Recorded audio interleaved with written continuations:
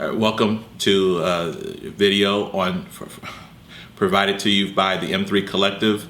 The book is Atomic Habits. The author is James Clear. We are talking chapter 5, habit stacking. So basically what habit stacking is we start to just kind of put this in context. There's a story about a guy named Diderot. He was poor. The Queen of France decides to give him some money, which is now $150,000 in today's currency, and he then goes to upgrade some of his assets. So he buys a new coat, he buys a new chair, he starts buying new things, and it continuously leads to him purchasing additional things, right? And so habit stacking is pretty much the same thing, where you do one thing, and because you've done this one thing, you're forced or you automatically do these other things to sort of connect it, they're sort of connected together. Habit stacking can be both positive as well as negative, but let's just try to keep it on the positive side here, right? So habit stacking can be like extremely powerful, right? Because like a habit that many of us have is you get up in the morning, you brush your teeth, you wash your face, right? So that's your habit that you currently have. But you could add another habit to that, such as before you brush your teeth and wash your face, you make your bed. So now you've got these three positive things that you're doing sort of continuously. And so have you managed to use habit stacking to build connectedness, to make it obvious to go from one habit to another? And then are there any difficulties or advantages to this approach? Well, I'll start.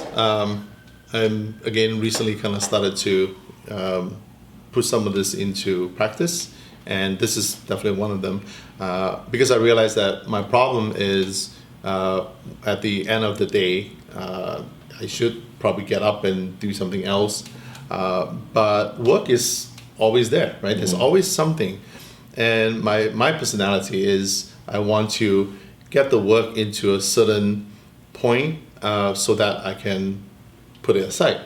But that usually takes maybe another hour or two before I can get to those, just because of all the meetings and stuff like that. And then by the time I'm done with that, I don't feel like doing anything else, like go for a run, do some exercise, because I'm so tired.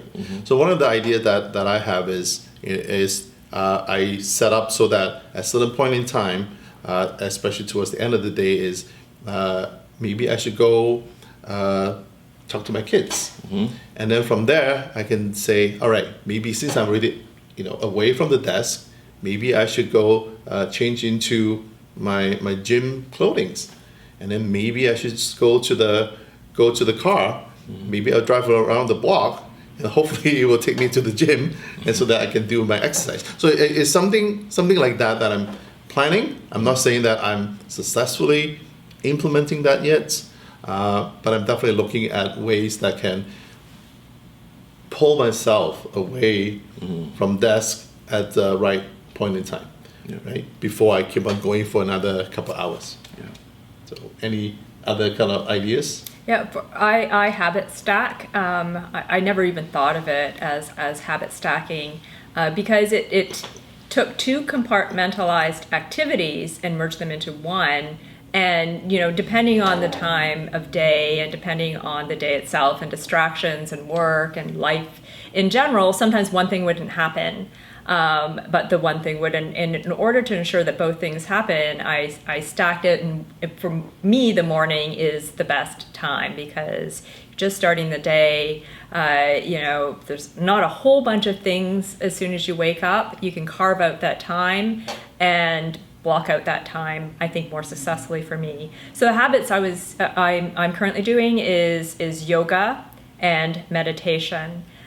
So doing my embodiment, somatic experiencing through yoga, and then doing a meditation in conjunction. Not only do those two, habits or activities work well together, but it now feels very natural and automatic for one to follow the other. So if I were to to do yoga, I'm always thinking I should have a meditation session within that space as well. And then I did add other elements. I started to do some qigong, and I thought, rather than doing this as an isolated activity, I'm going to add a couple of movements into my yoga routine.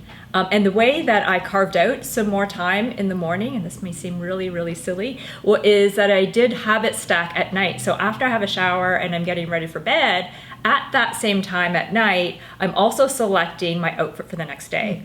And the reason why it helps at night is I'm more of a night owl, so I'm much more in the moment and much more decisive at night. In the morning, it takes me up to 15 minutes to decide on an outfit, which I can then use for like yoga or meditation. And at night, it takes me about 2 minutes to pick out an outfit. And so to habit stack at night and then to habit stack in the morning is just one way that I have found that I've been able to synchronize my time. Yeah, that's wonderful right there, Anjanette. Yeah, I mean, habit stacking, I use it. I didn't know it was a thing until I read this book. That was one of my biggest takeaways, was implementing habit stacking.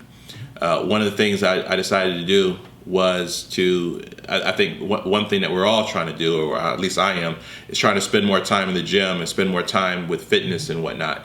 And so I then added to my morning routine, before I take my shower, to spend 30 minutes or an hour exercising, doing something from a fitness perspective in order to get myself in shape.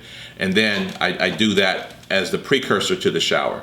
And it isn't necessarily brush your teeth, wash your face, work out. No, it's brush my teeth, wash my face, and put on my gym clothes. Because once I have my gym clothes on and I put on my workout shoes or whatever, I'm automatically going to go and work out because I'm already dressed. I'm already ready for it.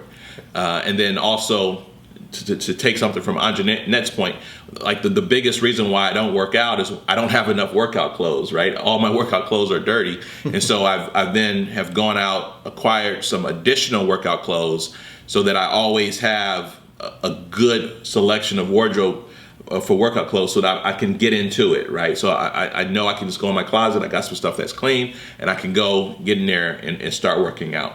And so that's one of the ways that I've used habit stacking in order to increase my fitness or increase the amount of time I spend in the gym. Cool. It'll be just interesting to see, in a month or two and see how successful we are. Oh yeah. Yes. I love about the buying new gym clothes too, because we're always looking for excuses, I think. Yeah. And so it's like, I have nothing clean. Oh, yes, you do. Yeah. Oh, yes, you do, because you just bought. Yeah. And plus, I love to shop, so that's a great excuse too. Yeah, absolutely. Combine habits right there. Hey guys, of course, we are the M3 Collective. Please don't forget to like, Comment. And subscribe. By doing so, you'll receive notification when we drop new videos.